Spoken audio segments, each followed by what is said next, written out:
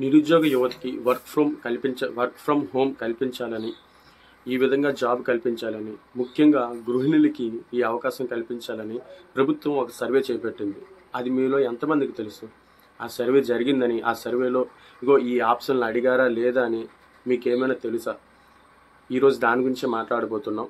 Work from home survey in Andhra Pradesh 2025 ఇది జరుగుతుంది.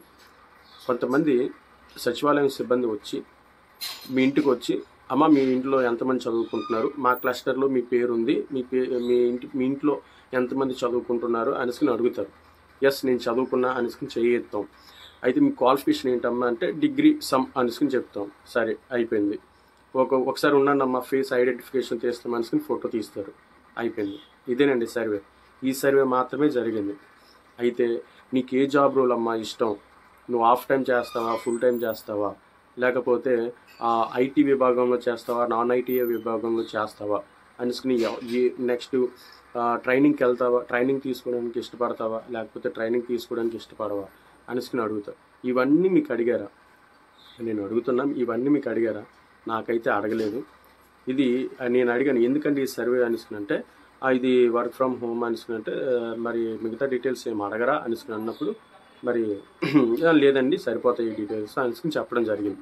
అసలు మనకి ఈ సర్వేలోని అయితే మనం ఏ జాబ్ రూల్ చేస్తాం, మన తాలూకా స్కిల్ ఏంటి, అసలు ఏమీ అడగకుండా గ్రౌండ్ లెవెల్లో ఈ ఏపీ సర్వే అనేది జరిగింది. ఈ work from home job survey in Andhra Pradesh 2025 అనేది జరిగింది.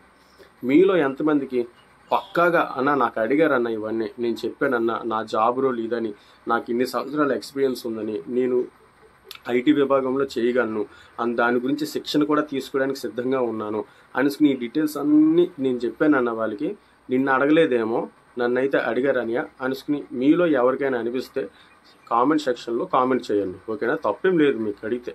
నన్ను అడగలేదని నేను చెప్తున్నా అంతే, ఇంకేం లేదు. ఓకేనా? మీకు అడిగితే మీరు సక్సెస్ అయినట్టే. సో ఇలాగ అడగని వాళ్ళు ఎక్కువ మంది ఉన్నారనమాట. ఎవరికి అడగలే, వెళ్ళారు మీ ఇంట్లో ఎవరైనా చదువుతున్నారమ్మా అనుకుంటే చదువుతున్నాం అనుకున్నాను, క్వాలిఫికేషన్ అడిగారు అంతే, ఆ ఫోటో ఐడెంటిఫికేషన్కి ఫోటో తీసుకున్నారు, అయిపోయింది. ఇది జరిగింది. అయితే నిన్నటి దినమున ఒక ఛానల్లో ఏపీ స్కీమ్స్ ఆఫ్ ఇండియా అనేసి సంథింగ్ ఛానల్లో అని చాలా బాగా చెప్తారు. ప్రతిదీ అని గవర్నమెంట్ ఎంప్లాయ్ అండ్ సచివాలయం ఎంప్లాయ్. సో అని ప్రతిదీ లాగిన్లోకి వెళ్ళి చూపెడతారు. దాదాపు మన ఆంధ్రప్రదేశ్లో అన్ని జిల్లాలకు కలిపి దాదాపు 25 లక్షల మంది మరి సర్వేలోని రిజిస్ట్రేషన్ చేయించుకున్నారంట. మరి 25 లక్షల మందికి వర్క్ ఫ్రమ్ హోమ్ జాబ్ అనేది వస్తుందా అంటే చెప్పలేము. అది ఎవరికో వస్తుంది, వచ్చిన వాళ్ళు అదృష్టవంతులు. ఎందుకంటే ఇంటి దగ్గరే కూర్చుని 30-40 వేలు సంపాదించడం అనేది అదృష్టమే కదా. సో ఈ సర్వే పక్కాగా జరిగితే బాగానే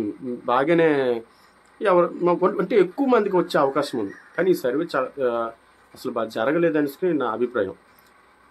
ఇకపోతే మరి అని చెప్పినట్టుగా మరి ఉద్యోగం అంటే నిరుద్యోగ భృతి ఆగిపోతుందా ఇందులో రిజిస్ట్రేషన్ చేస్తే అనుకునంటే నిరుద్యోగ భృతి అయితే ఆగదండి, ఖచ్చితంగా ఆగదు. ఎందుకంటే ఇందులో రిజిస్ట్రేషన్ మాత్రమే. నీకు జాబ్ వస్తే ఆగుతుంది. నీ పేరు మీద, నీ ఆధార్ కార్డు మీద నీకు ఉపాధి జనరేట్ చేసినట్లయితే అప్పుడు నిరుద్యోగ భృతికి నువ్వు ఎలిజిబుల్ అవ్వవు.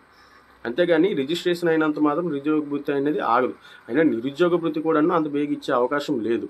కాబట్టి మనం లాస్ట్ 2 years అంటే ఎలక్షన్కి 2 years ముందు లేకపోతే 3 years ముందు అయితే మనకి ఇవ్వడం జరుగుతుంది. సర్వే జరుగుతుంది. అంటే మీ బడ్జెట్లో కొంచెం తేడా కాబట్టి కొంచెం డిలే అయ్యే అవకాశం ఉంది. కాబట్టి మీరైతే వర్క్ ఫ్రమ్ హోమ్ రిజిస్ట్రేషన్ ఇంకా చేసుకోలేదనుకుంటే, అన్న నాకు ఎవరు వచ్చి అడగలేదు అనుకుని డౌట్ మీద ఉంటే ఖచ్చితంగా మీ సచివాలయం సిబ్బందికి వెళ్ళేసి ఏంటి వర్క్ ఫ్రమ్ హోమ్ రిజిస్ట్రేషన్ మాకు చెయ్యండి అనుకుని చెప్పండి. మాకు జాబ్ రోలు ఇవన్నీ ఒకవేళ అడిగితే మంచిది, అడగకపోతే మీరే చొరవ తీసుకుని చెప్పుకోండి. నేను కూడా నాకు ఈ విషయం తెలిసిన తర్వాత నేను కూడా సచివాలయంకి వెళ్ళా, కానీ కొంచెం వాళ్ళు అందుబాటులో లేరు. మళ్ళీ వెళ్ళి దీని గురించి మరొకసారి సర్వే చేయించుకుని నేను వస్తాను. ఓకేనా? కొంచెం జాగ్రత్తగా సర్వే చేయించుకోండి, ప్రతిదీ అడగండి. విసుక్కుంటారు వాళ్ళు, కానీ మీరే అడగండి చొరవ చూపుకుని, ఎందుకంటే ఇది మన భవిష్యత్తు కాబట్టి. ఓకేనా? All the best.